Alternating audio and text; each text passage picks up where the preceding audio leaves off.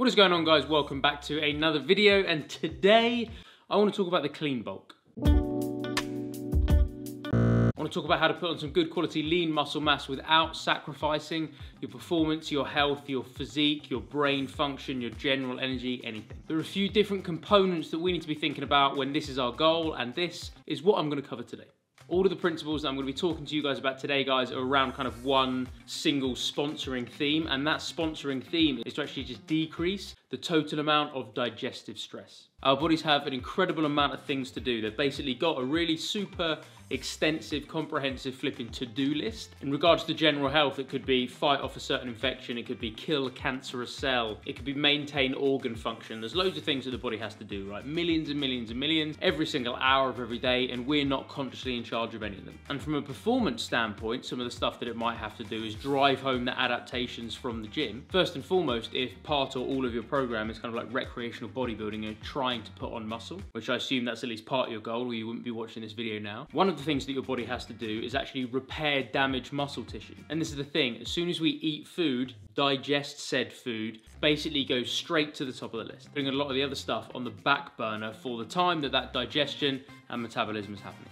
So it's because of that reducing digestive stress is a very important overall objective to kind of anchor into when looking at how to bulk properly and cleanly. So onto my first hack of the day then. The first one, again, this is something that works for me, but I do believe that it would generally work for anyone. And at the very least, if you've never tried it, put on your flipping big boy or big girl pants and at least give it a go, regardless of how scary it might seem in the early stages. And that is to give a go intermittent fasting. So linked incredibly flipping directly to what I just said a minute ago about kind of removing digestive stress or reducing that as such. 16/8 seems to be good enough for me. So I basically have a 16-hour fasting window. The good news is half of that is taken up just by the time that you're asleep, and then an 8-hour feeding window. Intermittent fasting a lot of the time is kind of used for calorie restriction. That is not the case for me. I have about 3,500 calories a day at the moment, and I eat fairly calorie dense foods with things like bone marrow, fish and steak. So it's not at all a ball ache for me to get in 3,500 calories within an 8-hour feeding window. But it means that in the 16 hours that I'm not consuming anything other than water, electrolyte salts, and maybe a black coffee in the morning, because black coffee is metabolized through the liver, so it doesn't cause digestion.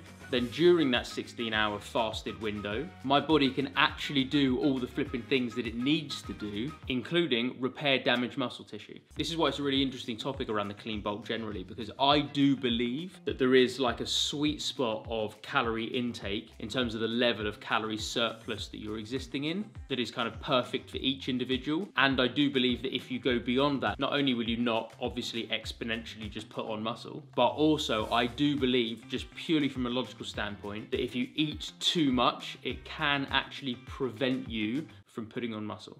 Basically because your body is spending all of its time, effort and energy digesting and metabolizing food and not necessarily doing what you want it to do at a root level, which is repair the damaged muscle tissue and put on more muscle. It might not actually have the time to put on the new quality muscle that you want it to if you're filling it with 6,000 calories a day, because all its time, effort and energy is simply based on flipping breaking that down and passing it through. So intermittent fasting and having some kind of extended fasting window where you allow your body to do the things that it wants to do, as well as the absolute flipping plethora of other health benefits that are associated with intermittent fasting. I do believe, purely from kind of a mechanistic and logical standpoint, that it would help you put on muscle, maybe even a little bit more than having the exact same caloric and macro intake, exactly the same stuff, but spread over the course of the day, purely based on the fact that having that extended fasted window supercharges all of those other physiological mechanisms. That's the benefit associated with it, so it kind of makes sense. It would actually help with the clean bulk.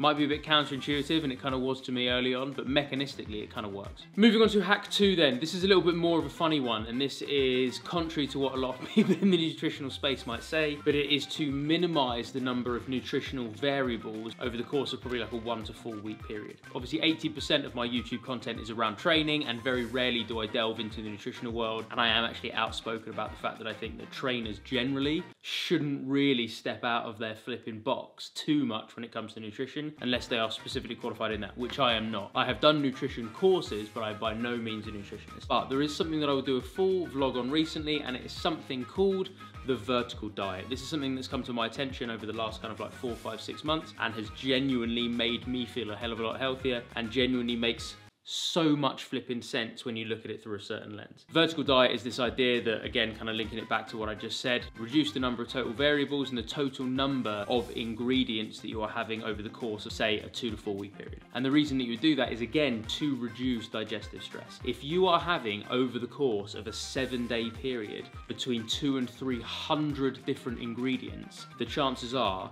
that requires a phenomenal amount of work from your digestive system and your microbiome to break all those flipping things down. The number of enzymes that your body has to produce and release to break down all of these weird and wonderful and flipping exotic different things that you're eating is going to be incredibly stressful for it. And again, digestive stress reduces the ability of your body to do everything else that it wants to be doing. The specific nuances of the vertical diet, again, I'll get to in a separate video where I'll give it its own time and attention, but overall reducing the total number of ingredients that you're having over the course of a week, I think will help.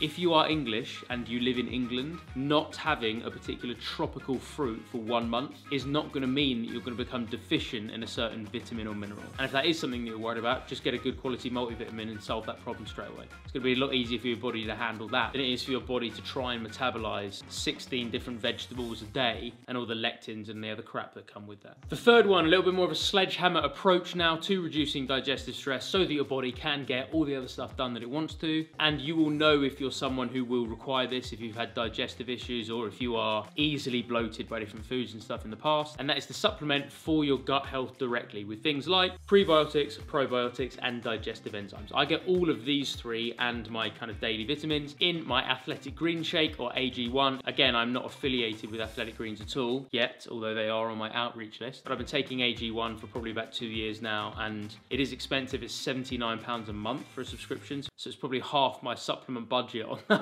one flipping product, but it just feels flipping incredible. It tastes amazing, it kind of perks me up when I have it, and it's become literally my #1 non-negotiable supplement. So digestive enzymes to help us, along with prebiotics and probiotics, probably more important now than ever before. 2 reasons for that. #1, they are more deficient in food generally, and #2, foods generally have more toxins and chemicals and other crap that is going to aggravate our stomach and our digestive system. Meaning that supplementing good quality digestive enzymes, probiotics and prebiotics are definitely going to be more important now than ever before.